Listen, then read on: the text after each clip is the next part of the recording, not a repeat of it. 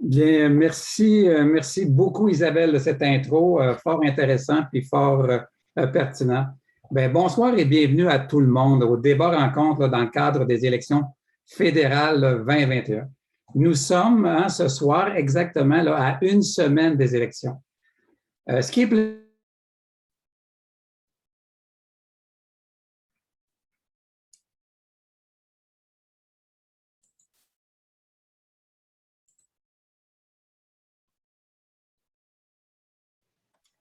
Je pense qu'il y a eu un petit problème de technique. Je reprends.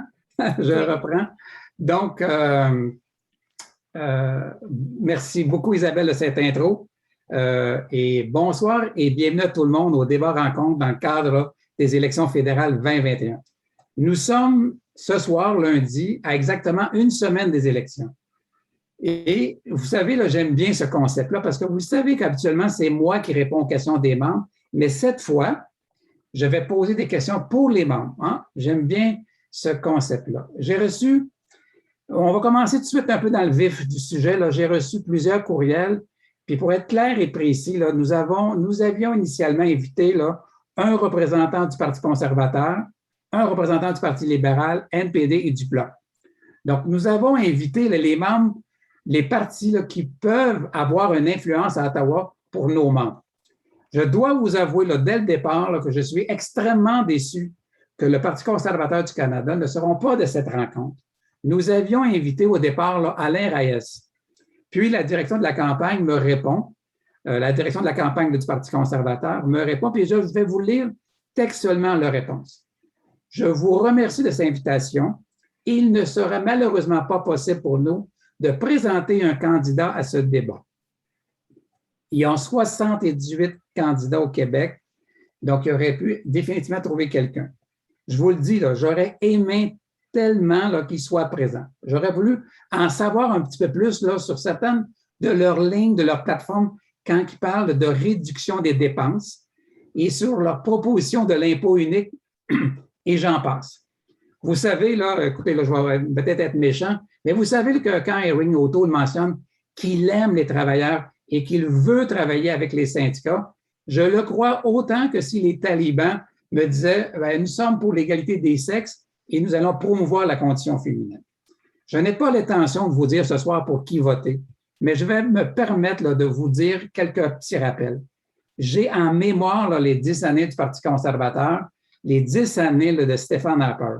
On se souvient, l'achat du système de paye Phoenix, 26 000 postes coupés dans la fonction publique en quelques années, des services aux citoyens abolis, des centres de recherche de fine pointe fermés, des bureaux pour les anciens combattants fermés, réduction des opérations de recherche et de sauvetage, l'assurance emploi réduit, une réduction importante des programmes de subvention universitaire pour la recherche, la protection de l'environnement a diminué et la coupe dans l'inspection des aliments. Et finalement, vous le savez, et un combat insidieux contre les syndicats. Je vais arrêter là parce que je vais me fâcher. Et on va passer donc aux gens qui ont bien voulu être présents. Notre premier invité,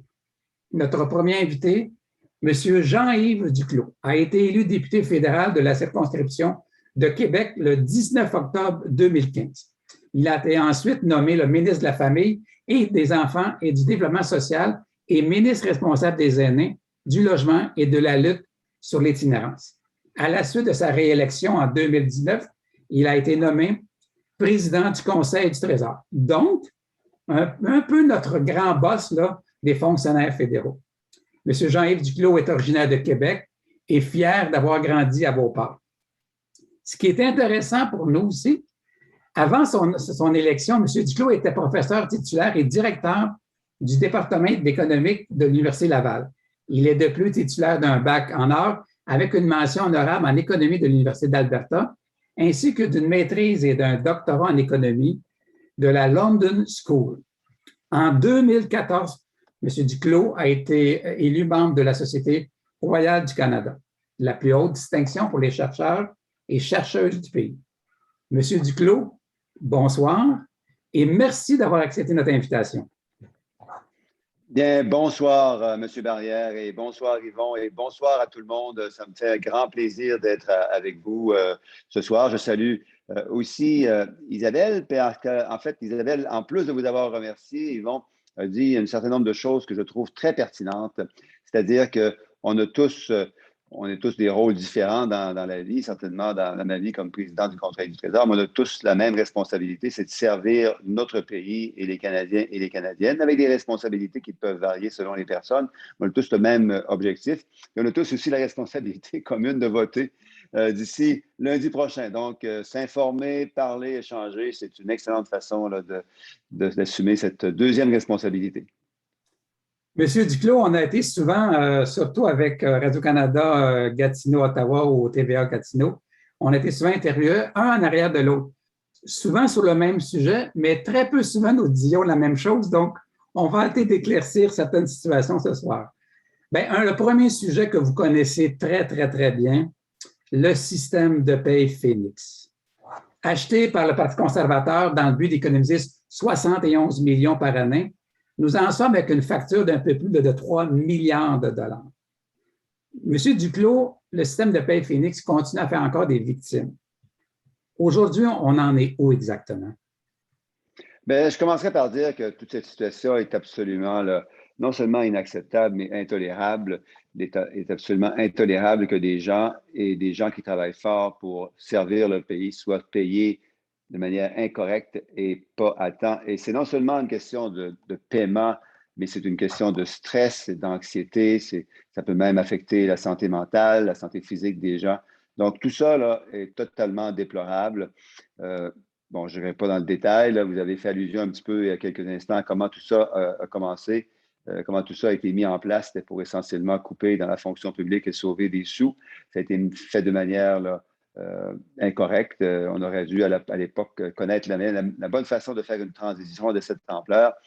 Bon, alors, donc, on a travaillé ensemble, évidemment, parce que la fonction publique était non seulement impactée significativement, mais la fonction publique était sa seule capable de servir les fonctionnaires et de s'assurer qu'ils soient payés à temps et de manière correcte. On a évidemment voulu arriver à une entente pour compenser étant un mot ici exagéré, évidemment, parce que là, on sait très bien que le stress là, est difficile à mesurer, difficile à quantifier, mais on a évidemment voulu arriver à des ententes sur des dommages. On en a eu 2 séries d'ententes, une en 2019 et une en 2020.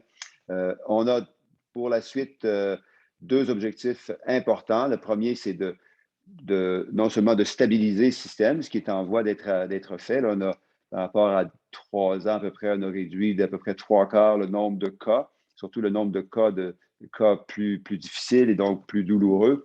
Mais il y a encore du chemin à faire, il y a encore trop de cas là, qui ne sont toujours pas réglés. Et donc, il faut nettoyer totalement le système. Et en parallèle de ça, ce qu'on fait aussi, c'est que, comme vous le savez probablement, on est en train de mettre en place un bon système, parce que le système Phoenix ne peut pas être un bon système à long terme. Donc, un système de prochaine génération, de next gen, qu'on appelle en anglais, qui est déjà en train d'être testé dans certains ministères. Ça va très bien. Et au fur et à mesure qu'on le teste, on élargit la complexité et l'envergure des tests qu'on va vouloir faire avant de transitionner vers ce nouveau système. Nous avons, vous le savez, vous avez fait allusion au dédommagement. Donc, nous avons déposé une demande à l'Agence du revenu du Canada pour contester le fait que le dédommagement pour stress, puis vous le savez, soit imposable. L'Agence du revenu demande un énoncé des faits des 2 parties, c'est-à-dire de l'Alliance de la fonction publique et aussi du Conseil du Trésor. Mais le Conseil du Trésor refuse toujours de co-signer cette fameuse énoncé des faits. Pourquoi le Conseil du Trésor refuse toujours de signer, M. Duclos? Bien, 2 choses là-dessus. La première, évidemment, c'est que c'est une décision de nature fiscale et évidemment, là, vous le savez, là, il est hors de question pour même un économiste comme moi là, de prendre la place des fonctionnaires de l'Agence de revenus du Canada pour statuer sur la façon dont ce genre de compensation doit être traité selon les lois fiscales. La deuxième, c'est que les informations appropriées doivent être fournies et on m'assure que ces informations sont disponibles de par les ententes qui ont été partagées avec l'Agence de revenus.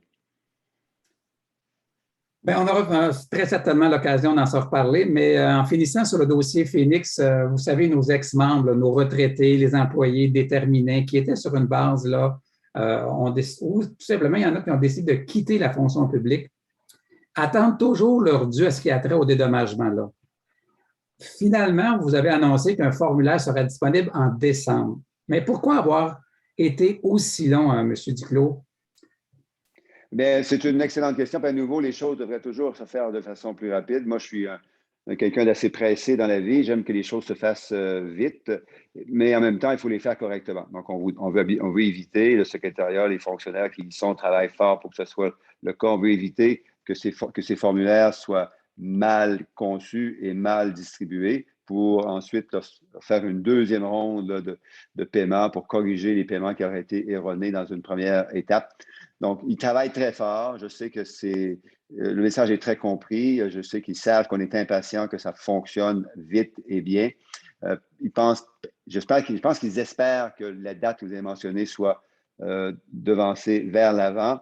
Et on va voir ce qui va se passer après le 20 septembre, là, mais c'est certainement un de mes objectifs personnels et que je partage avec beaucoup d'autres au sein du gouvernement, de faire en sorte que ces procédures de paiement de ceux qui ont quitté la fonction publique soient disponibles et accessibles le plus rapidement possible.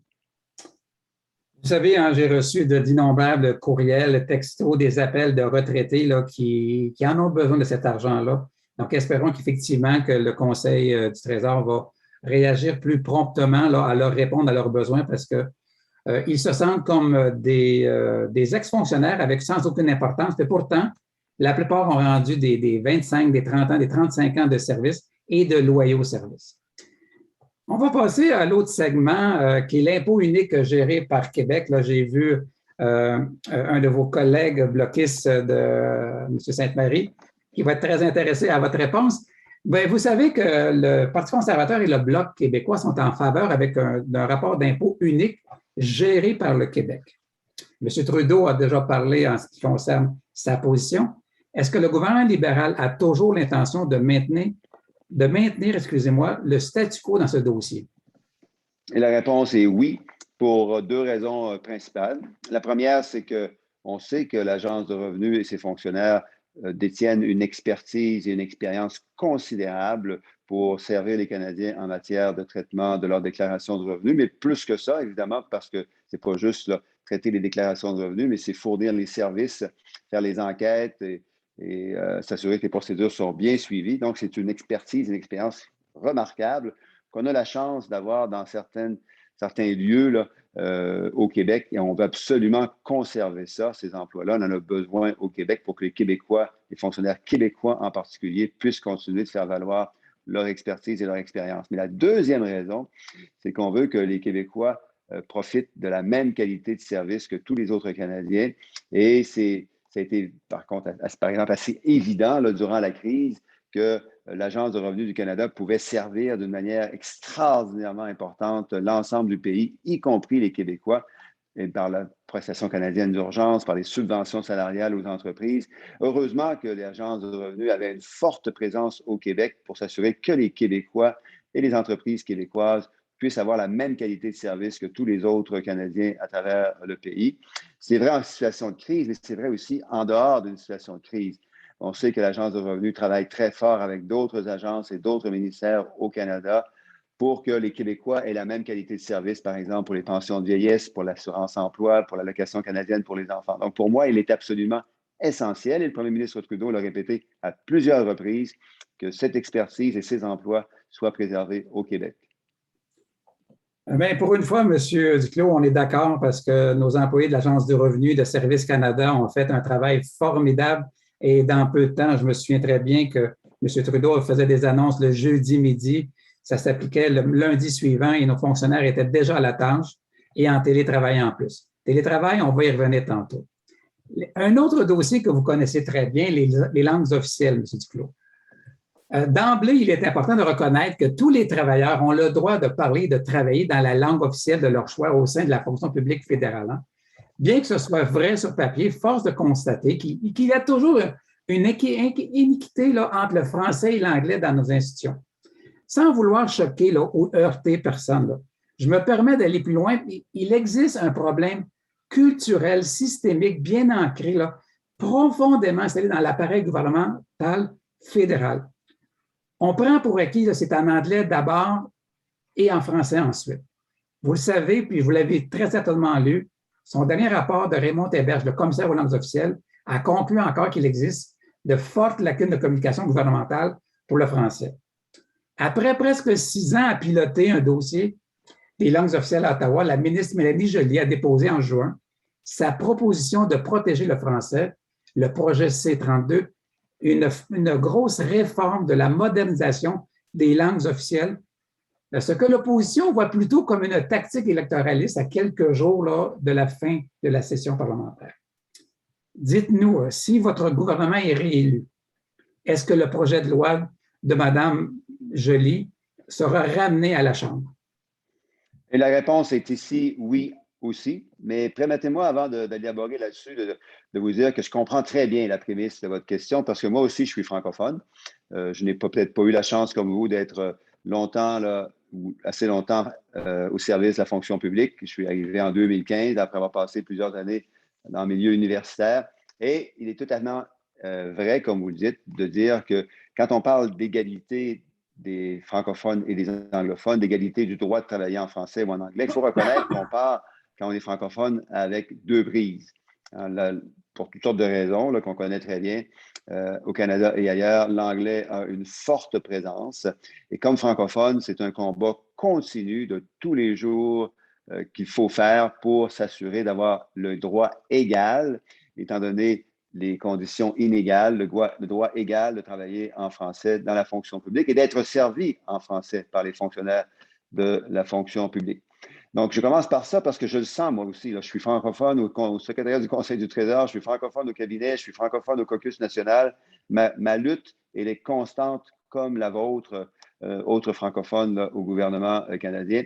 Pour le projet de loi C-32, oui, ça a pris plus de temps qu'on le pensait au début, mais on est allé beaucoup plus loin qu'on aurait pu l'espérer au départ. Et vous le connaissez, là, c'est un projet de loi qui est extraordinairement novateur parce que, il reconnaît, comme on disait, là, ce qu'on appelle l'égalité de fait. L'égalité de fait doit reconnaître l'inégalité de départ.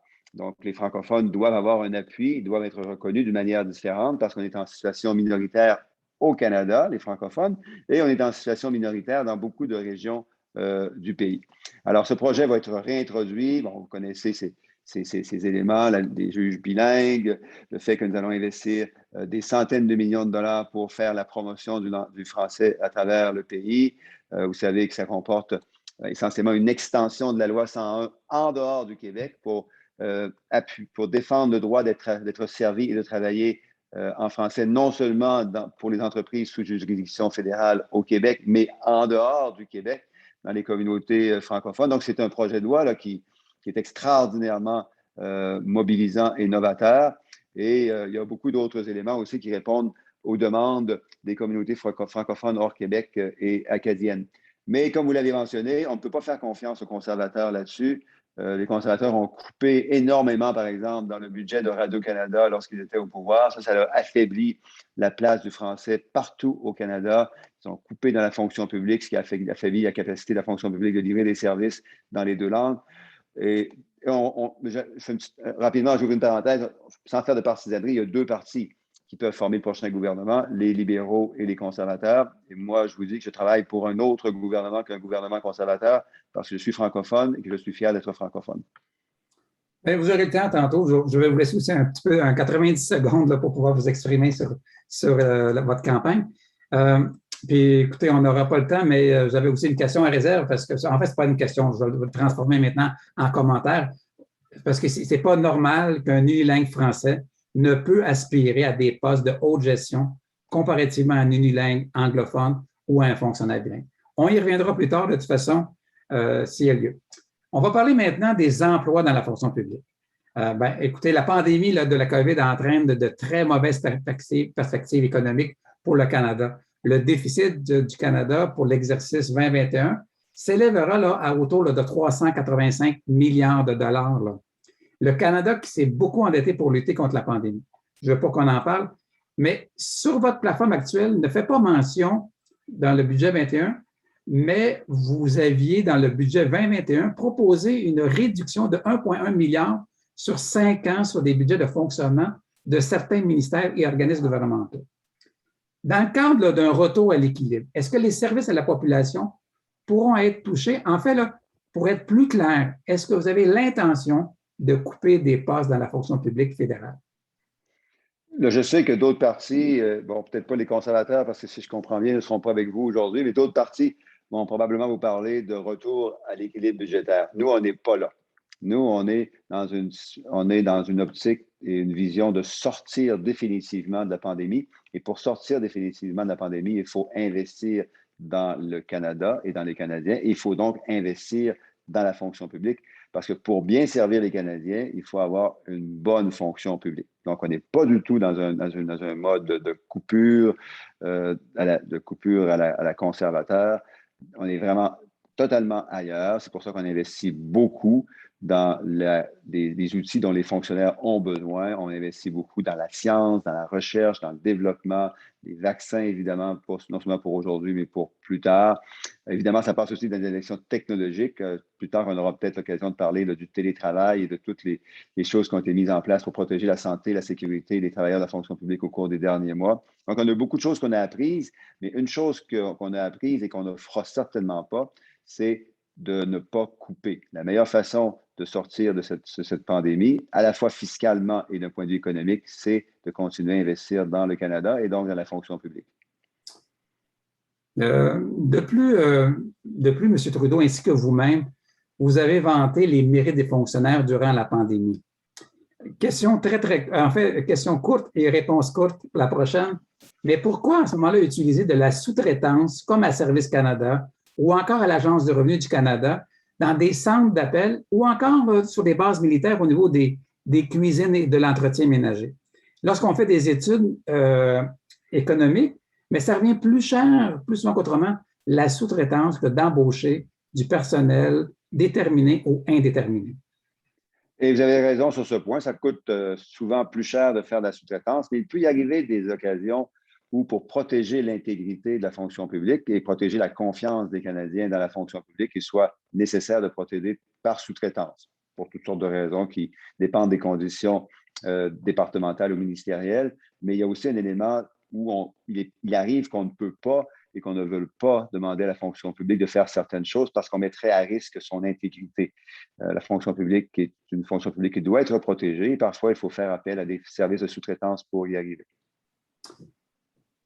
C'est un autre sujet qu'on aura peut-être l'occasion de s'en reparler éventuellement. Subvention pour la recherche au milieu universitaire. Vous savez, puis vous êtes bien placé pour le savoir, le financement de la recherche a connu un déclin au cours des dernières décennies. Hein. Les deux gouvernements qui se sont succédés ont choisi de mettre l'accent sur des projets de recherche qui ont plus un potentiel de commercialisation à court terme, délaissant trop souvent la recherche plus fondamentale. Les projets de recherche en sciences sociales particulièrement, ainsi qu'en sciences pures, souffrent d'un sous-financement qui devient, à ma foi, de plus en plus critique. Dans un monde où la recherche devient de plus en plus interdisciplinaire, ceci pourrait nuire aux projets visés commerciaux. Est-ce que le gouvernement libéral changerait de cap et pourrait réinvestir massivement dans la recherche indépendante, non gouvernementale, donc universitaire? Et la réponse est un grand oui.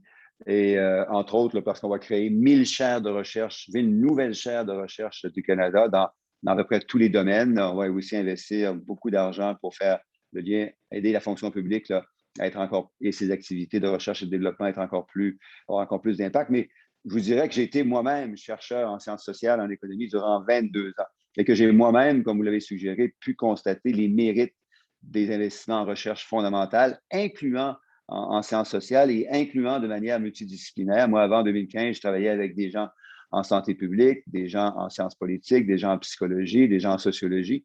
Donc, le carrefour multidisciplinaire et la recherche fondamentale, je l'ai beaucoup à cœur, puis je peux vous assurer qu'on va continuer à le soutenir. Vaccination obligatoire. Donc, vous vous doutez un petit peu de la question qui s'en vient, mais vendredi midi, le 13 août, M. Trudeau a annoncé que les fonctionnaires fédéraux allaient devoir être adéquatement vaccinés d'ici la fin octobre. Cette annonce faite 48 heures avant le déclenchement de la campagne électorale, les libéraux n'avaient aucune réponse à offrir à des questions aussi importantes que les fameuses conséquences auxquelles ferait face à ceux et celles qui n'allaient pas respecter cette mesure. Comme vous le savez, la FPC est en accord avec la vaccination, mais, là, je répète le mais, là, mais avec des mesures d'accommodement. Je pense au télétravail, les tests rapides, les postes isolés. Dites-nous, si le Parti libéral est réélu, quelle serait exactement sa position? Deux choses. Il fallait faire deux choses et on va devoir faire deux choses. La première, c'est qu'il fallait lancer le signal clair, rapidement, que la vaccination des fonctionnaires serait obligatoire. Tout comme pour voyager en avion, par train ou en croisière, il faut aussi être vacciné.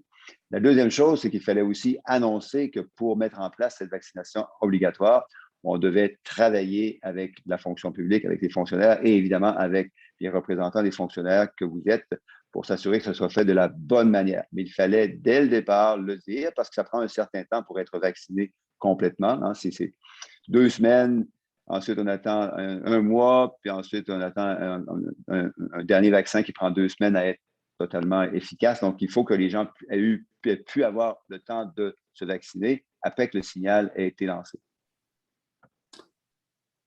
Mais vous allez quand même travailler avec les syndicats pour travailler en fonction de mesures d'adaptation ou d'accommodement pour ceux et celles qui ne voudront pas se faire vacciner, peu importe la raison, que ce soit religieuse, de santé ou autre?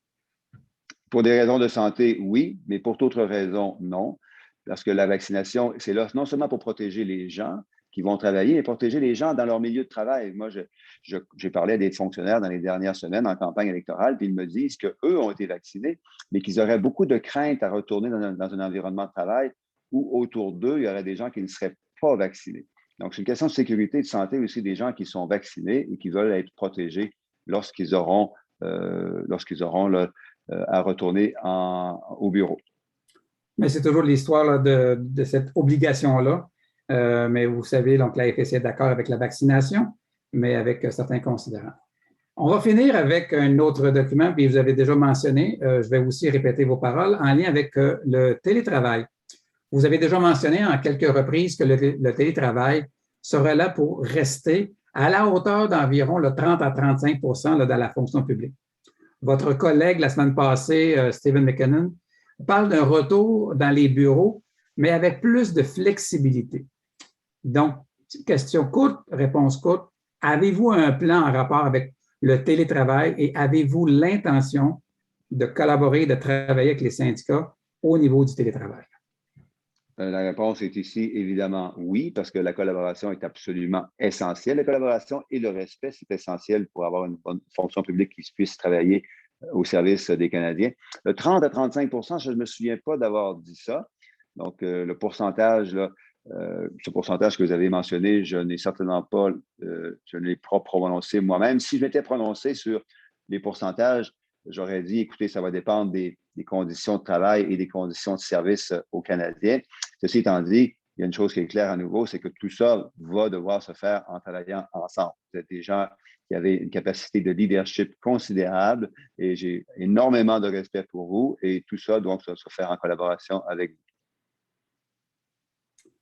Merci beaucoup d'avoir été avec nous, M. Duclos, et la meilleure chance pour votre campagne. Nous avons apprécié. Donc, en terminant, je vous laisse 90 secondes pour conclure et peut-être tenter de nous convaincre de voter pour votre parti. Et quand je mentionne de 90 secondes, je vous fais un petit clin d'œil. Je me sens comme au départ des chefs en anglais à CDC. Donc, c'est à vous, M. Duclos, pour 90 secondes. Bien, vous êtes très bon, monsieur Yvon. Yvon, vous êtes très, très solide. Là. Je pense que si CDC ou Radio-Canada vous écoutent, ils vont peut-être vouloir vous engager pour le prochain débat des chefs là, dans une autre élection. Non, je n'ai pas tenté de vous convaincre parce que ce n'est pas mon objectif. Mais je vais tenter de vous dire que, comme je l'ai dit au début, on est des alliés, des partenaires parce qu'on a exactement les mêmes objectifs. Moi, je suis un élu dont l'objectif est de servir les Canadiens. Vous avez la chance d'être des fonctionnaires, des gens au service de la fonction publique qui avaient aussi cette chance de servir les Canadiens. Et pour qu'on puisse se faire ensemble, il faut se respecter. Et par conséquent, la relation, c'est le mot-clé entre le gouvernement et la fonction publique. Il faut être capable d'avoir une bonne relation, de se parler, de se faire confiance pour cheminer ensemble.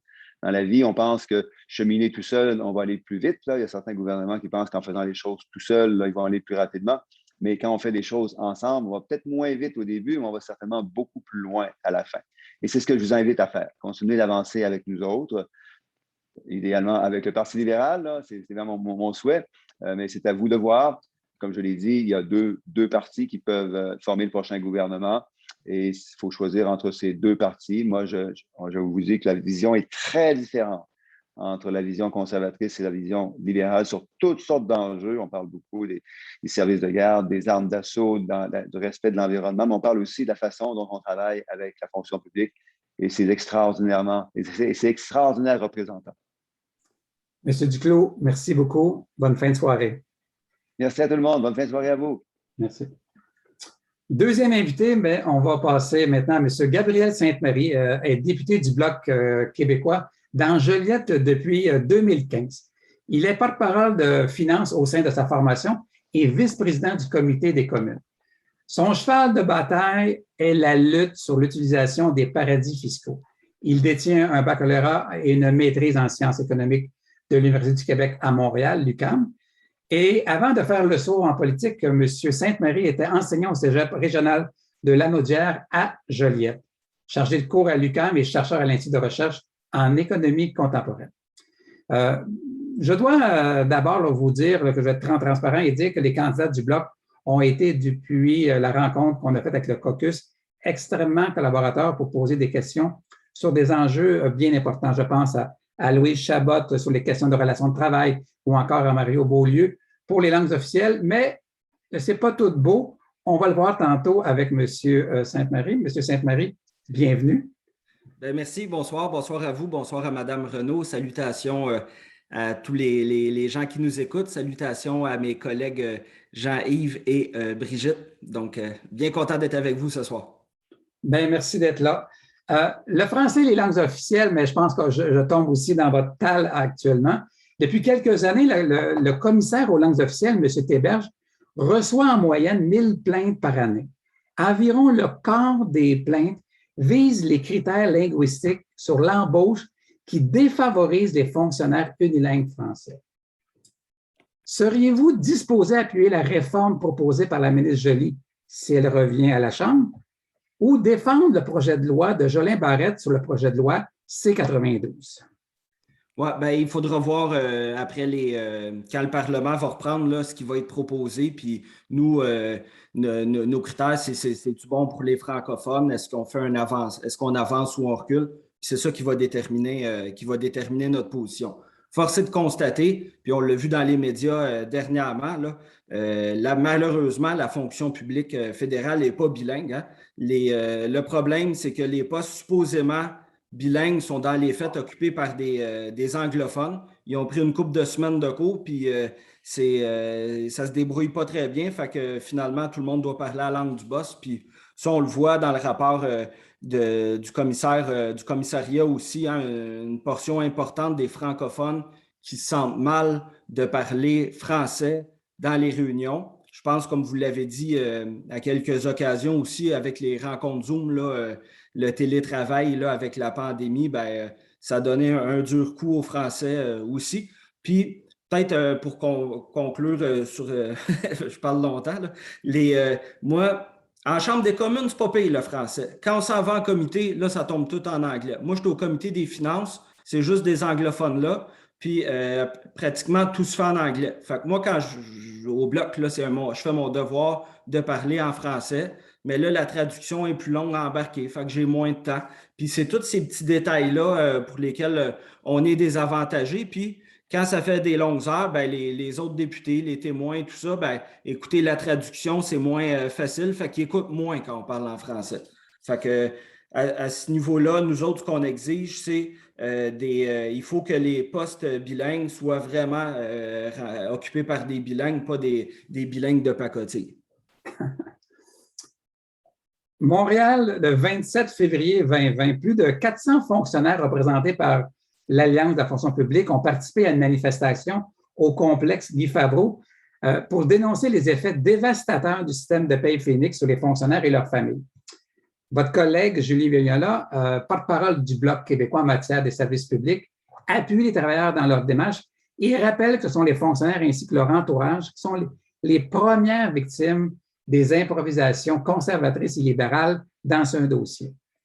Vous avez été les députés du Bloc de bons alliés dans la saga Phoenix. Vous avez posé beaucoup de questions en Chambre et je tiens à vous remercier. Mais les problèmes sont toujours bien présents, M. Sainte-Marie. Nous avons encore des trop payés, des pas payés et des problèmes là, où les gens ne sont pas capables de savoir et où la source. Qu'est-ce que le Bloc peut faire pour nous aider ou pour aider nos membres toujours aux prises avec le cauchemar Phoenix?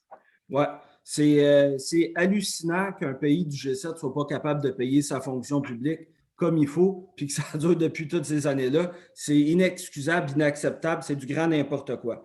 Évidemment, là, il y a déjà des appels d'offres pour changer ce système pourri-là qui vous empoisonne la vie. Je pense que l'enjeu ici, là, pour la présente campagne, c'est la question des compensations. Pour nous, elle ne devrait pas être imposable. Si ma maison passe au feu, ben, l'assurance me paye pour que je m'achète une autre maison que je rebâtisse. Ben, vous autres, là, les compensations, c'est comme une assurance. Vous avez subi un dommage. Comment ça, ça devrait être imposable, ça, cette assurance-là? Là, le feu, il était pris dans votre portefeuille, dans votre compte en banque. Puis tantôt, quand M. Duclos disait « je laisse les spécialistes régler ça », franchement, c'est une question politique de vouloir mettre ça imposable. Ça n'a pas lieu d'être. C'est inacceptable. Fait que ça, là-dessus, on va être à vos côtés. Il y a encore des erreurs. On connaît toutes. Moi, j'ai des amis là, dans la fonction publique fédérale, puis il y en a un, il se faisait trop payer, mais après ça, c'était quand c'est le temps de faire son rapport d'impôt à la fin d'année, puis pas dépenser cet argent-là, le laisser de côté. Ça empoisonne la vie, ça n'a pas de bon sens. Fait qu'il faut changer ça vite. Même, je vous dirais, dans mes employés au bureau, j'ai une employée, elle s'est dit, je veux me faire retenir plus d'impôts sur chaque paye pour ne pas être pris au dépourvu à la fin de l'année. Bien là, je pense que c'est le même système, mais il nous traite en priorité pour éviter les scandales. Là. Mais malgré ça, là, même si les employés des bureaux de députés sont passés en premier, finalement, il y a eu une erreur. Fait qu'ils ont juste enlevé l'impôt, la partie qu'elle voulait de plus. Fait qu'à la fin de l'année, elle s'est fait avoir sans bon sens. Ça a eu des conséquences graves. Là, ce qu'on voit, c'est si la situation est stable, il n'y a pas trop d'erreurs, mais si la personne change de poste, veut une promotion, et ainsi de suite, là, tout est possible, ce qui pourrait freiner les gens à demander des changements de poste et tout. Puis ça, c'est franchement, là, c'est l'appareil qui ne fonctionne pas. Il faut que ça change. J'ai dit à date là, 2 fois merci au Bloc, mais cette fois, je vais être un peu moins gentil. Je m'y attendais. La proposition du Bloc québécois n'est pas nouvelle, plutôt en lien avec, bon, là, on va parler de l'impôt unique géré par Québec. La proposition du Bloc québécois n'était pas nécessairement très nouvelle. Hein? Plus tôt cette année, le projet de loi C-24 avait créé la surprise en passant le premier test d'une première lecture en Chambre avant d'être battu en comité parlementaire. L'adoption du projet C-24 aurait forcé le Québec et Ottawa d'entamer des discussions sur le sujet. Le NPD, comme le Parti conservateur, avait initialement signalé leur appui à l'idée, même si le NPD disait craindre la répercussion là, des milliers d'emplois dans la fonction publique fédérale liés à l'emploi. Porté par vous, M. Sainte-Marie, le projet de loi a tenté une résurrection, un phénix, le 13 avril, mais n'a pas reçu l'appui nécessaire en Chambre. Cette fois, les néo-démocrates se sont rangés là, du côté des libéraux. On le sait que le Bloc est le porte-voix de l'Assemblée nationale. Hein. Je serais moins sûr là, si c'était le Parti libéral majoritaire au Québec, mais bon. Est-ce toujours dans les cartons du Bloc de faire une nouvelle tentative d'un impôt unique au Québec? Oui, je commencerai deux petites précisions, puis après je répondrai. Comme c'est un projet de loi privé, là, c'était C-224. Donc, trois chiffres. Là, ce projet de loi-là, oui, c'est toujours dans nos cartons, c'est dans notre plateforme. Pourquoi? Parce que nous, ce qu'on voit, c'est quand la population est sondée, une écrasante majorité le demande. Tous les partis à l'Assemblée nationale. La plupart des années où le Bloc était fort, c'était les libéraux qui étaient majoritaires à Québec. Puis ça ne se donnait pas des accolades sur la place publique, mais il y a toujours eu un travail de collaboration. D'ailleurs, pour avoir une voix forte pour le Québec, là, c'est notre raison d'être. D'ailleurs, c'est le ministre Yves Séguin, le ministre des Finances libérales, qui le premier a parlé de ce projet de loi-là. Ce que je veux dire, c'est que si on prend le syndicat de la fonction publique du Québec, le SFPQ, lui, il est pour, puis il s'en fait un grand défenseur. Donc, ce que je veux dire ici, c'est que mon approche, l'approche du Bloc, ce n'est pas un projet de loi anti-travailleur. Il n'y a pas personne qui est anti-travailleur ici. C'est juste, nous autres, qui on est, c'est, OK, il y a des aspirations, il y a des consensus au Québec. Ça, ce qu'on voit, c'en est un, puis on le porte, on l'apporte. Les conservateurs, ils ont dit qu'ils étaient pour. En comité, ils l'ont fait battre, comme vous l'avez dit, le NPD a voté pour. Ramené en chambre, là, les conservateurs avaient dit d'un discours qu'ils seraient contre, ils ont voté pour, puis là, le NPD a voté contre. Au moins, nous autres, comme les libéraux là-dessus, là, on a le même alignement, là, on ne change pas, on ne flippe pas. Dans le projet de loi, on l'avait déjà présenté avant. Là, quand je l'ai présenté, j'ai voulu vraiment mettre une partie pour protéger les emplois. Je sais, j'ai eu des rencontres là, avec les syndiqués à Shawinigan puis à Jonquière, puis il y a des employés en Ontario qui traitent les demandes québécoises aussi. Je suis conscient de l'impact majeur que ça occasionne dans la fonction publique. Moi, je veux tout faire pour limiter ça. Je sais que ça va être un autre des thèmes qui va être abordé, mais les emplois dans la fonction publique, c'est hyper important. Il faut on puisse, des jobs là, en région de fonction publique, c'est hyper important. Moi, je veux tout faire pour qu'il y ait un maintien de ces emplois-là. Après ça, concrètement, je le sais que c'est difficile, mais on a fait rédiger le projet de loi pour s'assurer qu'il y ait un maintien de ces emplois-là, parce qu'on en reconnaît la valeur. Le syndicat qui représente les agents de Revenu Québec sont peut-être en faveur, mais notre position, elle est bien simple. C'est comme syndicat, on doit conserver les jobs de nos membres. Donc, notre position est le statu quo. Mais je reviens aussi à l'histoire peut-être du virement là, du NPD. Alex Boulouris et Jack Min ont répliqué en disant que son parti s'inquiétait des pertes d'emplois. Et je le cite, pour nous et les syndicats, il est devenu clair que ce projet de loi allait tuer des milliers d'emplois au Québec. On ne pouvait tout simplement pas laisser aller ça. Le NPD, on ne mettra jamais les intérêts des travailleurs on va toujours mettre les intérêts des travailleurs en premier, excusez-moi. De votre côté, avez-vous considéré les pertes d'emplois potentielles? Puis avez-vous aussi, parce que je vais y revenir plus tard, mais avez-vous quand même considéré les pertes d'emplois potentielles en le représentant en avril, le C-224? Bien, c'est hyper regardez, là, il va y avoir le sujet de la question des emplois dans la fonction publique. La fonction publique est en sous-effectif actuellement. Vous avez fait un travail incroyable qu'on a davantage vu pendant la pandémie, mais même avant, là, on l'a toujours reconnu, ce travail-là, c'est hyper important. Nous, ce qu'on dit, c'est s'il y a un employé au fédéral puis un employé à Québec qui font la même tâche, parce qu'il y a 2 déclarations, bien, on se dit que ce n'est pas une utilisation optimale là, de la fonction publique. Donc, ce qu'on veut, c'est qu'il y ait chacune de ces travailleuses, chacun de ces travailleurs-là puisse maintenir un emploi, mais qu'il n'y ait pas de dédoublement de tâches. C'est quoi l'ampleur de ça? Je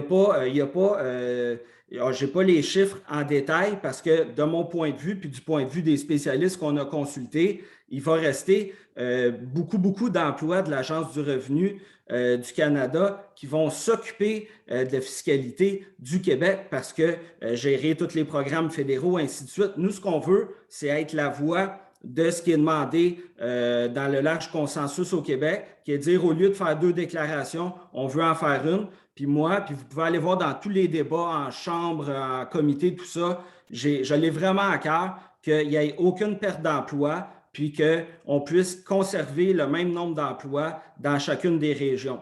Après, le syndicat de la fonction publique était venu rappeler qu'il y a eu au moins 3 exemples où il y a eu des fonctions qui sont passées d'un palier, d'un niveau d'administration à un autre. Puis, il y a des craintes au début, puis après, quand il y a de la bonne foi de part et d'autre, ça peut bien se faire. Mais je suis conscient des enjeux sur les emplois, puis vous pouvez être certain que, oui, je vais continuer à porter le dossier d'un rapport d'impôt unique au Québec, mais je vais toujours me battre bec et ongle pour qu'il y ait le maintien des emplois dans la fonction publique fédérale, notamment et surtout en région. Merci, mais vous savez que cette affirmation en lien avec les deux travails parallèles et aussi sauver de l'argent, parce qu'à un moment donné, votre chef de bataille était aussi de sauver 410 millions. Oui. Vous savez que cette affirmation n'est basée là, sur vraiment aucune étude. En fait, la seule étude sur le sujet affirme exactement le contraire. En effet, là, dans son rapport publié en 2015, la Commission de révision permanente des programmes, mieux connue là, sous le nom là, de la Commission Robillard, concluait que le transfert d'activités d'administration des impôts de Revenu Québec… Je me permets de vous interrompre. Là. Ce rapport-là a été détruit dès sa sortie, a été ridiculisé. Les chiffres qui ont été pris là-dedans, elle prenait à Québec, là, elle avait oublié de prendre que Québec s'occupe de la perception de la TPS et de la TVQ. Ça a été tourné en ridicule tout de suite, cette étude-là. En fait, peut-être cet élément-là, mais pour le reste, il y aurait eu une économie de 400 millions, grosso modo, pour le gouvernement du Québec, que ce soit l'Agence du revenu du Canada qui fasse les deux rapports d'impôt. Mais ça aussi, M. Sainte-Marie, on aura pas l'occasion de s'en reparler. Oui, j'espère bien. Vous avez travaillé comme à l'université, donc la prochaine question va être un peu plus douce pour vous. Le financement de la recherche a connu un déclin au cours des dernières décennies, comme je mentionnais, principalement dans le milieu universitaire. L'AFPC trouve important d'investir dans la recherche indépendante. Croyez-vous que le gouvernement devrait investir davantage dans la recherche indépendante et universitaire? Oui, tout à fait. Juste finir là, sur le commentaire que vous avez eu, là, pour moi, il n'y a pas de question difficile. Puis justement, c'est un enjeu, l'impôt unique là, qui suscite bien des craintes et des questionnements auprès de vos membres. Là, puis c'est hyper important pour moi. Là, je suis vraiment heureux de pouvoir être ici et qu'on s'en parle directement. Donc, il n'y a pas de mauvaises questions, là, loin de là. Pour la recherche, oui, tout à fait. On a observé, on a remarqué, heureusement, depuis 2015, un réinvestissement dans la recherche jusqu'en 2019. Ce qu'on voit toutefois, c'est qu'on a privilégié des gros projets, puis on soutient moins de projets. Puis c'est important d'avoir une multitude de projets pour encourager les étudiants-chercheurs, des bourses aux étudiants-chercheurs. Ça, souvent, les associations étudiantes post-bac vont nous en parler. Mais aussi, un élément qui manque dans le réinvestissement, c'est toute la question des frais afférents. Ça, c'était le rapport Nolan là, sur l'état de la recherche au Canada qui rappelait que les coûts afférents n'ont pas suivi. Donc, on finance pour des projets, puis là, ça coûte plus cher monter les labos, tout ça. Puis là, on ne finance pas cette partie-là. Donc, ça, on a manqué le bateau ici. Donc, on est tout à fait en faveur là, d'un réinvestissement. C'est hyper important, puis d'avoir une indépendance. Donc, ça passe par les universités. La plateforme bloquée se propose que le télétravail et les crédits d'impôt pour les diplômés et immigrants seront mis de l'avant pour décentraliser l'appareil gouvernemental de la capitale fédérale et faciliter le travail en région. Chaque contribuable canadien, qu'il soit là imposable ou non imposable, va devoir porter sur ses épaules une dette fédérale de plus de 44 000 $, comparativement à 25-26 000 à la fin de l'année passée. Le NPD veut aider les contribuables encore plus avec le maintien de certains programmes. Les libéraux ont commencé à diminuer les dépenses et les prestations d'aide. Aucun des deux fait vraiment d'allusion à des coupures de la fonction publique fédérale. Le Parti conservateur, comme je l'ai mentionné, parle de coupures, mais c'est un peu flou, mais on se doute. Quelle est la position du Bloc à ce qui a trait au service aux citoyens des Canadiens et Canadiennes? Oui, ça, on est bien clair là-dessus. Là. Il n'est pas question de couper dans la fonction publique fédérale. Là, on veut protéger l'ensemble des emplois. La fonction publique fédérale étant sous-effectif. Moi, là, mon bureau de député, mes employés, les gens qui appellent, là, on le voit, là, il y a souvent des délais. Il y en a eu plus dans la pandémie. Vous avez fait un travail extraordinaire, là, des heures de fou, puis vous êtes retroussé les manches, puis vous avez travaillé là, de façon acharnée, puis ça a fait une différence. Puis, que ce soit en pandémie ou avant, on est souvent interpellé par des citoyennes, des citoyens, des entreprises, des organismes. Puis, on le voit, là, souvent, il peut y avoir des délais. Je peux penser là, au ministère de l'Immigration. Là, la situation est complexe, mais là, actuellement, on a besoin de plus de monde. Donc, oui, on veut maintenir le nombre d'emplois dans la fonction publique fédérale et Vous avez parlé du télétravail. Nous, ça fait un bout qu'on le demande, puis j'en ai parlé un peu tantôt. Il y a un immense chantier de décentralisation à faire. Il n'est toujours pas entrepris. Mais il me semble qu'avec le télétravail qu'on a actuellement, on voit que ça fonctionne. Ça serait le moment là, où dire entreprenons ce chantier-là parce que de notre point de vue au Bloc, si on a plus d'emplois de la fonction publique dans toutes nos régions, au Québec et au Canada, plutôt que tout concentrer à Ottawa, il y aurait des retombées économiques, puis ça serait plus efficace à ce niveau-là, selon nous. Dernier point, avant votre 90 secondes. Je cite M. Trudeau. Il faut les informer. Il faut aussi démontrer que c'est dans leur intérêt de se faire vacciner. Ils ne pourront pas prendre un train, un avion. Ils ne pourront pas travailler dans la fonction publique fédérale. J'ai regardé votre plateforme du Bloc. M. Sainte-Marie, quelle est la position exacte là, du Bloc par rapport à la vaccination obligatoire? Bien, comme vous l'avez dit en listant, là, M. Trudeau, il a voulu en faire un wedge pour comme justifier les élections là, ou lancer un débat au déclenchement des élections. La question de la vaccination de la fonction publique fédérale, c'est un enjeu de santé, c'est un enjeu qui doit être négocié, mais ça n'aurait pas dû être un enjeu politique comme on en a fait. Ça n'a pas de bon sens. C'est une question qui relève des relations de travail puis des négociations entre employeurs et employés. Oui, on est en faveur du principe général. Oui, celles et ceux dans la fonction publique fédérale qui offrent des services de proximité, il y a des enjeux là de santé, mais ça reste quand même une minorité. Pour tout le reste, là, celles et ceux qui sont en télétravail, tout ça, ça va prendre des accommodements. Il faut que ça soit négocié. Puis, ce n'est pas un enjeu politique. C'est ça. Bizarrement, on est redevenu d'accord. Merci beaucoup d'avoir été avec nous. On apprécie. Donc, au même titre que j'ai laissé 90 secondes à M. Duclos, en terminant, donc, pour conclure et tenter de nous convaincre ou de discuter, le 90 secondes est à vous, M. Sainte-Marie. Oui, merci beaucoup. Donc, encore une fois, là, je pense que c'est bien important d'organiser les débats comme vous le faites ce soir ou les conversations pour s'assurer que chacun des partis qui acceptent de venir soit sensibilisé à vos enjeux, à vos réalités. Vous faites très bien votre travail de représentation. Vraiment, là, on vous voit, vous le disiez tantôt là, dans les médias, Monsieur Barrière, c'est important. Je pense qu'il faut reconnaître la fonction publique à sa juste valeur. Je pense qu'avec la pandémie, comme je l'ai dit aussi, vous avez fait un travail remarquable. Je vous lève mon chapeau. À chaque fois qu'on avait des fonctionnaires qui venaient au comité des finances, je prenais le temps là, de les remercier personnellement. C'était bien important. Écoutez, là, il y avait 6 enjeux qu'on a abordés. Oui, l'impôt unique pour le Québec, là, on n'est pas d'accord là-dessus, puis on ne le sera pas. Moi, mon engagement, c'est tout faire pour qu'il y ait le maintien des emplois. Les 5 autres enjeux, place de la francophonie ou du français dans la fonction publique, je pense qu'on peut être des sérieux alliés là-dessus. Au niveau du système de paye Phoenix, la compensation, qu'elle soit non imposable, puis changer le système, on est des alliés. Subventions à recherche au milieu universitaire aussi. Protéger les emplois dans la fonction publique au fédéral aussi. Puis je pense au niveau de la vaccination obligatoire, là, que ça soit une question qui soit négociée plutôt qu'une question politique.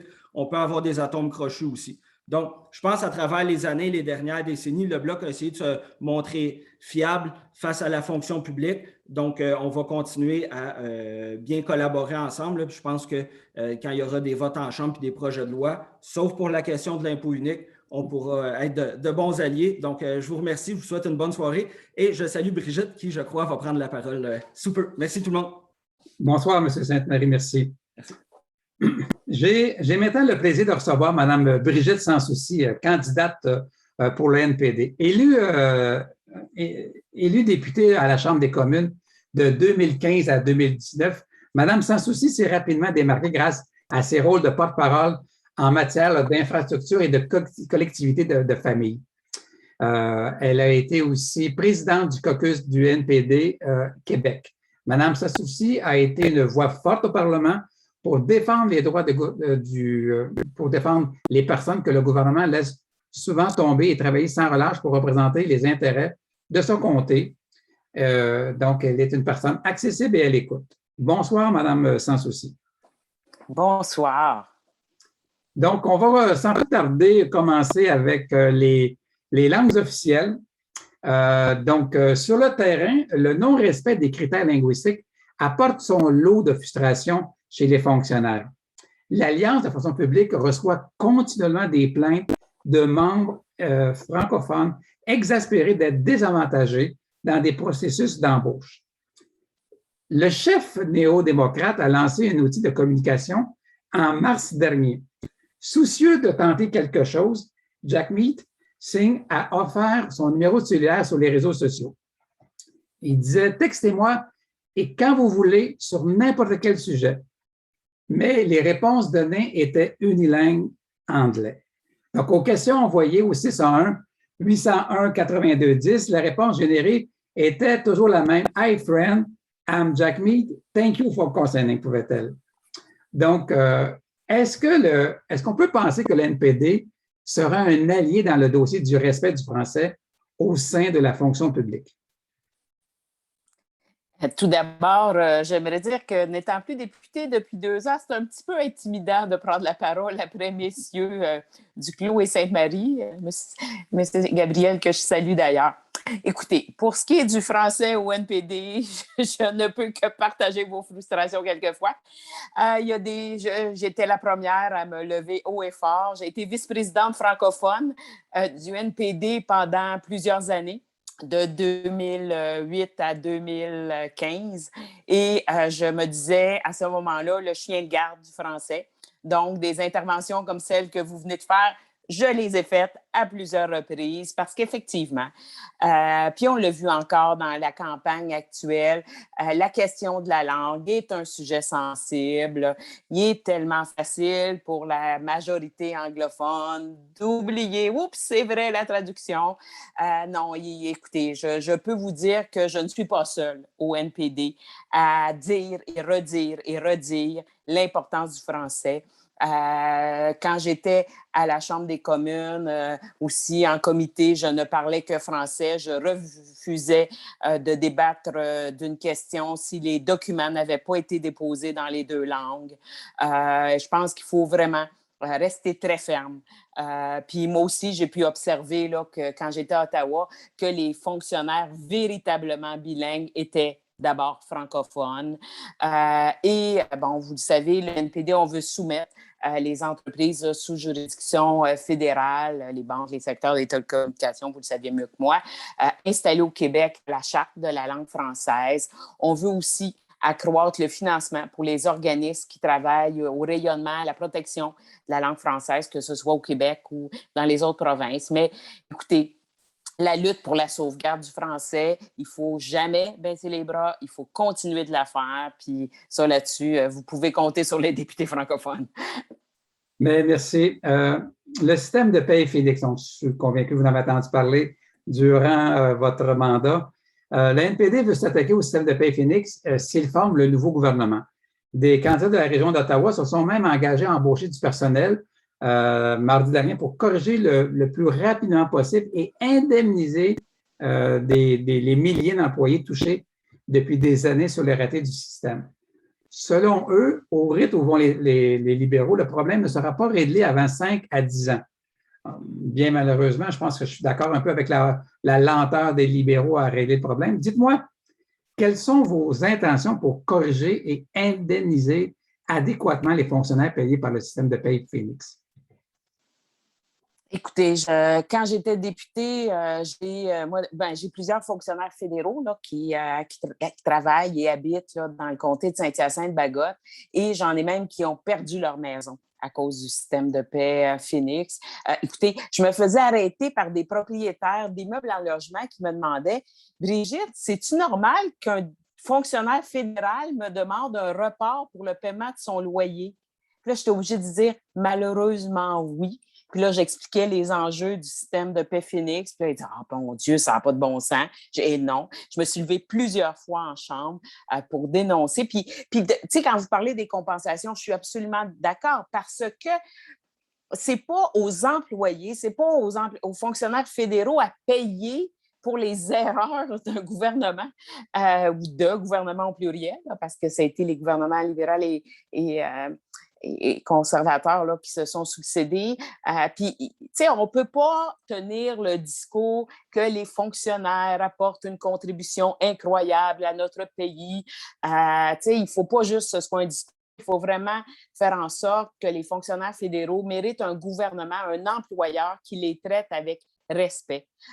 Donc, c'est clair que pour les néo-démocrates, je suis d'accord là, avec mes collègues là, de la région d'Ottawa, il faut remplacer le système de rémunération. Il faut faire en sorte là, de rendre une pratique, là, c'était une pratique inefficace, coûteuse, puis tout part aussi d'aller en sous-traitance.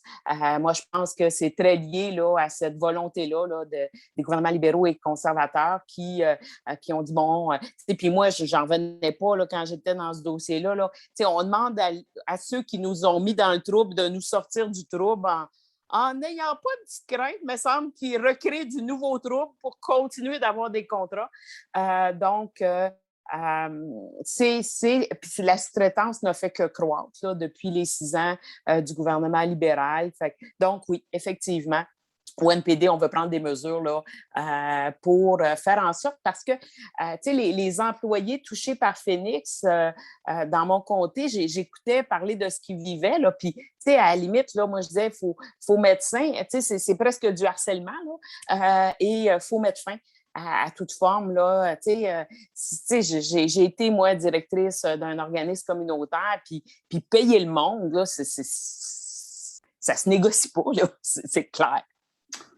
Allons-y avec l'impôt unique. Donc, M. Sainte-Marie était très volubile tantôt pour défendre sa position, mais j'ai rencontré quelquefois votre chef et une fois après une longue discussion, il m'avait dit, concernant la possibilité de perte d'emploi, nous ne sommes pas en accord avec un impôt unique géré par le Québec. Donc, nous allons y aller avec le statu quo. Mais en première lecture, en mars dernier, le NPD a voté en faveur là, du projet de loi C-24. Mais en avril, il était contre. J'aimerais bien savoir là, quelle est la position exacte là, de votre parti actuellement. Écoutez, moi, comme je disais d'entrée de jeu, je ne suis pas députée depuis 2 ans. Mais je sais qu'au caucus du NPD, il y a de longs débats, il y a des échanges parfois musclés. Qu'est-ce qui ont été les échanges du caucus entre les deux décisions? Ça, je ne peux absolument pas vous aider. Par contre, c'est clair que quand on aborde la question de l'impôt unique pour le Québec, on se place du point de vue des citoyens, puis on dit « Ah, ça peut sembler intéressant à première vue. » Puis au NPD, on est comme toujours des gens bien ouverts. Fait qu'on dit « Ah bon, on va l'explorer. » Par contre, puis ça ne date pas d'hier, là, entre 2015 et 2019, quand j'étais là, on a eu ces mêmes discussions-là. Puis qu'on disait « Ouais, c'est peut-être un bien beau principe. » Puis là, à un moment donné, qu'on se met à gratter, à réfléchir, à écouter directement les fonctionnaires qui ont été touchés, qui peuvent être touchés, bien là, on se dit, oh, attention, là, il faut faire attention, il faut s'assurer de sauver les emplois qui sont rattachés. Puis vous l'avez dit, M. Barrière, tantôt, Alexandre Boulris a été très clair là, que pourquoi le NPD avait changé sa position par rapport au début des discussions sur le projet de loi et qu'il y avait une inquiétude réelle par rapport aux pertes d'emploi. Puis je me permets de répéter ce qu'il a dit. Là. Pour nous et les syndicats, il était devenu clair que le projet de loi du Bloc québécois allait tuer des milliers d'emplois au Québec. On ne pouvait tout simplement pas laisser faire ça. Au NPD, on mettra toujours les intérêts des travailleurs en premier. Fin de la citation. Oui, c'est une idée qui est populaire, mais je pense qu'il faut être prudent.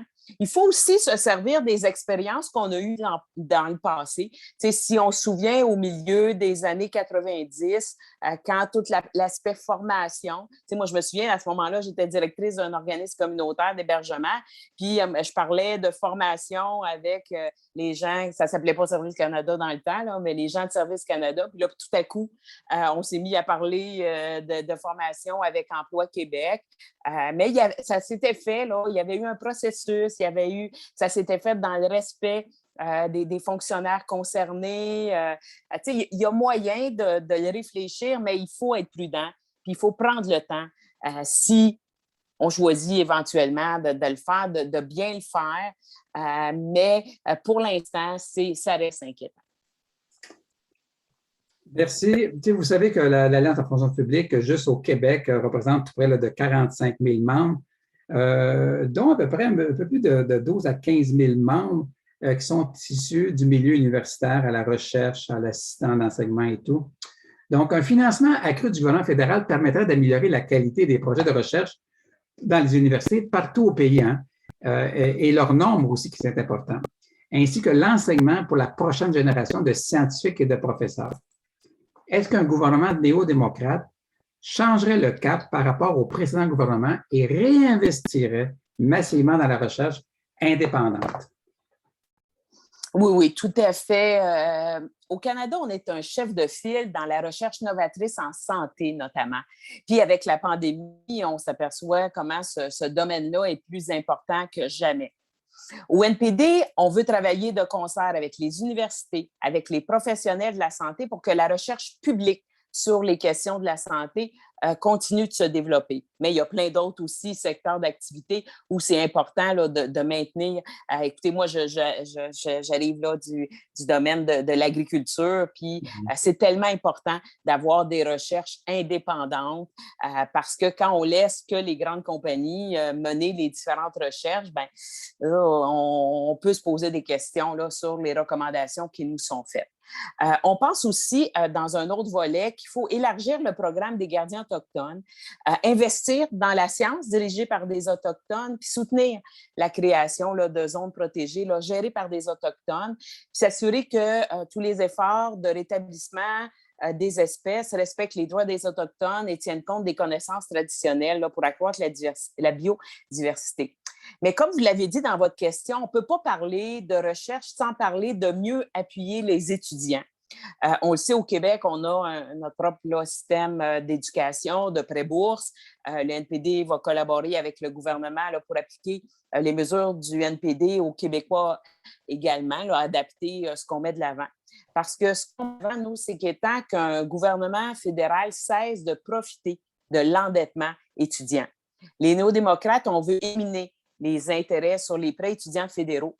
Et pour alléger le fardeau des jeunes qui commencent à étudier, on veut mettre en place un programme ciblé de remise de dette pour les diplômés parce que ça permet à effacer jusqu'à 20 000 $ de dette étudiante par personne.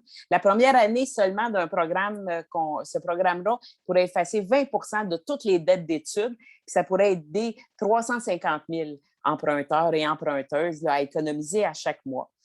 Puis pour nous, il faut mettre fin d'ailleurs aux prêts. Il faut multiplier par 2 l'accès aux bourses d'études canadiennes. À la grandeur du Canada, puis bien sûr, comme je disais d'entrée de jeu, il y a des nuances à faire au Québec, là où nous avons notre propre système d'éducation.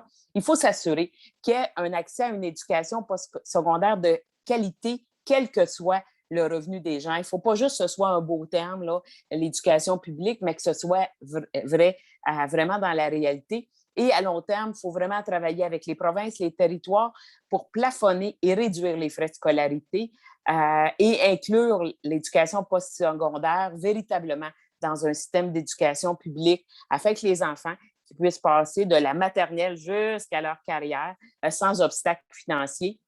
Pour nous, là, c'est primordial. Puis il faut avoir le leadership, la volonté politique pour pouvoir y arriver. Puis on pense aussi, dans un autre ordre d'idée, mais c'est lié là, à la recherche, qu'il faut davantage d'options pour que les femmes puissent faire carrière dans les métiers ou dans des domaines non traditionnels, notamment l'agriculture, l'innovation et la recherche. Et en parlant de femmes, donc on pourrait aussi parler là, des garderies subventionnées, mais bon, ce n'est pas un sujet là, spécifique ce soir. La plateforme néo-démocrate propose là, une garantie sur certains services comme l'assurance-emploi, le soutien aux anciens combattants, aux Autochtones et autres. Là. Les néo-démocrates souhaitent également leur remplacer le système de paye Phoenix et réduire la sous-traitance. Ça, là-dessus, on est d'accord. Un examen du régime d'équité en matière d'emploi et une amélioration des lois de travail sont proposés par le NPD. Vous connaissez l'ampleur de la dette, madame. Votre chef a parlé de nouvelles dépenses pour aider les familles et les travailleurs. Dans une possible tentative d'équilibre budgétaire, est-ce que vous prévoyez des coupures éventuelles pour un éventuel équilibre et si oui, à quel endroit? Ah non, écoutez, moi, écoutez, ça va être je suis dans ma 7e campagne électorale, 2 municipales, 5e fédérale. Et ce que j'apprécie depuis la campagne de 2015, comparativement aux campagnes que j'avais pu faire en 2007 et 2008, oui, on le sait, le NPD a un programme ambitieux pour soutenir les travailleurs, pour soutenir les familles. Mais ce que je trouve intéressant, depuis la campagne de 2015, on met aussi de l'avant quelles seront nos mesures pour augmenter les sources de revenus du gouvernement fédéral. Oui, je sais que le cadre financier que nous avons proposé est déficitaire. On est dans un contexte particulier, admettons-le. Il y a avec la pandémie, avec la lutte contre les changements climatiques, mais quand même, on met de l'avant des nouvelles façons de financer. Je pense que ça demande du courage, de la volonté politique, être là aussi pour les bonnes personnes, être là pour les citoyens et citoyennes qui payent leurs impôts pour demander à ce que tout le monde paye sa juste part. Je pense qu'on oublie trop souvent, puis là-dessus, c'est gênant de parler de ça devant Gabrielle Sainte-Marie, qui pourrait en parler beaucoup mieux que moi. Mais tu sais, on oublie qu'on recule de pas quelques dizaines d'années et la part d'impôts entre les citoyens et les entreprises était à peu près équivalente. Environ 50-50. Et maintenant, c'est disproportionné. Les citoyens, les travailleurs, les salariés payent beaucoup plus d'impôts que les entreprises. Entreprises qui peuvent avoir recours à des échappatoires, à faire appel aux paradis fiscaux. Moi, je pense qu'un gouvernement NPD serait là pour se dire, on est là pour les travailleurs, on est là pour faire en sorte que les entreprises payent leur juste part. Elles doivent, quand elles font des profits au Canada, elles doivent payer des impôts au Canada. Il faut prendre des mesures musclées. Depuis qu'il y a eu le rapport sur les Panama Papers, c'est pas vrai là, qu'on a vu, wow, quand c'est sorti, je me souviens, j'étais en chambre, puis là, la ministre disait, on va les attraper. J'attends encore. Donc, il est possible d'augmenter des revenus. Il s'agit d'être là pour les bonnes raisons, puis pas être là pour faire plaisir à ses amis des grandes entreprises. Et donc, il faut faire en sorte là, d'augmenter nos revenus parce qu'on l'a vu avec la pandémie. C'est pas vrai que moins d'État, c'est mieux. On l'a vu, l'État doit être là pour les citoyens quand arrivent des situations de crise. Puis, ce n'est pas le dernier virus qu'on va avoir. Il y a les changements climatiques qui sont à nos portes. Donc, il faut donner à l'État les moyens d'être là pour ses citoyens. Donc, en résumé, taxons les plus riches. Pourquoi pas? Quelques jours après le déclenchement des élections, Justin Trudeau a refusé de présenter un calendrier très spécifique et obligatoire du personnel de la fonction publique fédérale. Mais là, écoutez, Mme Sainte-Marie, excusez, Mme Sassouci, à notre grande surprise, votre chef a mentionné ceci. Pour le personnel qui refuse toujours de se faire vacciner sans raison liée à l'état de santé, nous attendons à ce que la convention collective soit respectée. Toutes les conventions collectives prévoient un processus de mesures disciplinaires progressives pouvant aller jusqu'au licenciement. Donc, votre chef a été plus loin que M. Trudeau. La discipline devrait être un dernier recours, mais elle peut être nécessaire dans des rares cas pour protéger la santé et la sécurité des Canadiens. On l'a trouvé dur un petit peu, votre chef, à ce moment-là. Avec du recul, est-ce que vous connaissez et est-ce que vous pouvez nous expliquer la position de votre parti aujourd'hui? Moi, j'ai été étonnée tantôt quand j'écoutais M. Duclos parce que moi, je trouve que pendant la campagne, c'est ça, Justin Trudeau n'a vraiment pas été clair là, sur le calendrier pour la vaccination obligatoire. Puis, on ne sait pas non plus clairement leur position là, par rapport à ceux qui refusent de se faire vacciner. Je pense qu'il faut être clair, la santé, la sécurité de la population, ça doit être la priorité. Pour faire vacciner le plus grand nombre de personnes possible, il faut que les gestes suivent la parole. Puis c'est clair qu'au NPD, là, on va collaborer avec les syndicats du secteur public pour mieux informer, éliminer les obstacles, donner aux travailleurs et travailleuses de nombreuses occasions de se faire vacciner. Je suis moi-même fonctionnaire au niveau du gouvernement du Québec. Je n'ai pas de rapport direct avec les citoyens la plupart du temps. Sauf que ce que j'ai pu observer, parce qu'on a recommencé là, à retourner au travail un petit peu, là, notamment là, quand j'étais dans une institution d'enseignement lors de la rentrée scolaire, et l'enjeu n'est pas seulement, ce que j'ai pu observer là, avec mes collègues, l'enjeu n'est pas seulement au niveau du service aux citoyens, mais au niveau du sentiment de sécurité entre collègues. Moi, je pense que... puis Jacqueline est quelqu'un de très... écoutez, je ne peux pas savoir ce qu'il pense, mais je pense que c'est quelqu'un de très sensible. Puis là, il s'agit de quelqu'un, là, il est interpellé avec émotion, puis là, oups, il réagit avec force. Mais je pense qu'il faut avoir l'optique pour la vaccination obligatoire des fonctionnaires, autant l'aspect service aux citoyens, mais aussi le sentiment là, d'insécurité. Moi, j'ai des collègues qui ne voulaient pas revenir au bureau, même si on nous avait dit que c'était obligatoire pour la rentrée scolaire, parce qu'ils disaient, on ne sait pas, il y avait, au moment de la rentrée, nous, il n'y avait pas le passeport vaccinal, puis de toute façon, il n'était pas exigé pour rentrer au travail. Fait que j'ai des collègues qui refusaient de revenir au bureau en disant, ben moi, là, je ne sais pas là, si celui du cubicule à côté de moi a été vacciné. Fait que, tu sais, c'est un enjeu effectivement délicat, mais en même temps, tu sais, quand on parle de vaccination obligatoire pour la population, est-ce qu'on exclut les fonctionnaires? Je ne pense pas. Non, on n'a pas fini d'en discuter. Bien, merci d'avoir été avec nous ce soir. On apprécie énormément votre présence. On le sait aussi qu'en termes de représentants au niveau du NPD au Québec, qui a été récemment député, il y avait seulement M. Boulris, qui avait aussi ce soir une autre rencontre. Donc, vous avez bien voulu accepter ce défi. Donc, on vous remercie énormément, Mme Sans Souci. Et en terminant, bien, vous avez votre petit 90 secondes pour conclure et tenter de nous convaincre. Eh bien, j'accueille bien vos remerciements parce que la question du droit du travail n'était pas un de mes dossiers quand j'étais députée. Écoutez, moi, je ne vous dirai pas pour qui voter parce que je pense que vous êtes capable de savoir pour qui voter. Mais ce que je dis, moi, aux citoyens de Saint-Hyacinthe-Bagotte, puis je vous le dis à vous aussi, ce qui est important, c'est de voter selon ses valeurs. Moi, je suis allergique au vote stratégique. Puis, je l'ai entendu encore ce soir. Puis, à chacun des débats que je fais dans mon comté, je rappelle aux candidats libéraux et conservateurs que depuis 60 ans, le NPD existe. Et depuis donc plus d'un demi-siècle, nous ne sommes plus dans un système bipartite. Il n'y a pas que 2 partis qui peuvent former le gouvernement. J'espère sincèrement. Je pense que le Canada mérite d'avoir un jour un gouvernement néo-démocrate, un gouvernement qui est là pour s'occuper d'abord des gens et non pas de faire plaisir à leurs riches amis. Donc, votez selon votre cœur, votez selon vos convictions, votez selon vos valeurs. C'est ça qui est important, mais surtout, allez voter.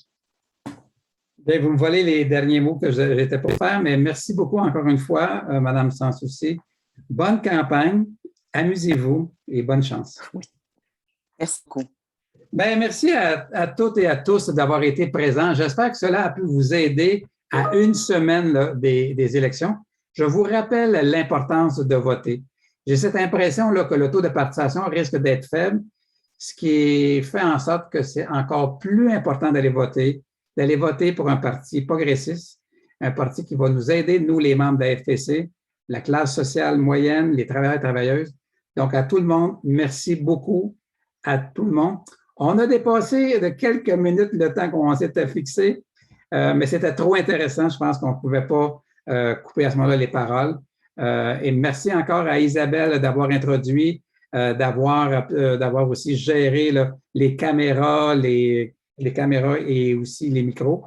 Donc, à tout le monde, bonne fin de soirée. N'oubliez pas d'aller voter. Et pour Benoît Laberge, j'espère que tu n'as pas manqué ton district 31 et que tu as réussi à l'enregistrer. Merci à tout le monde. Bonne soirée. Bye bye.